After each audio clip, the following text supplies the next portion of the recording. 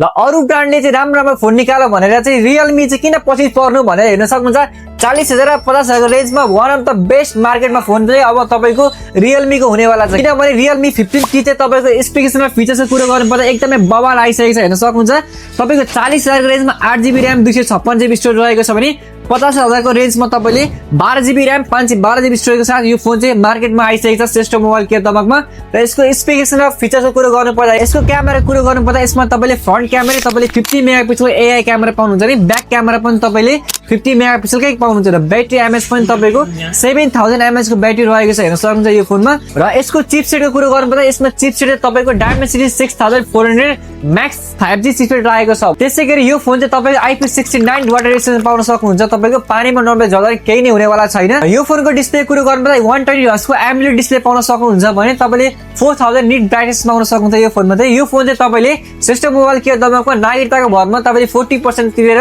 किस्ताबन्दी पनि लिएर जान सक्नुहुन्छ र यो फोन लिन चाहनुहुन्छ भने हाम्रो श्रेष्ठ मोबाइल केयर दमकलाई आजै कन्ट्याक्ट गर्नु होला थ्यांक यू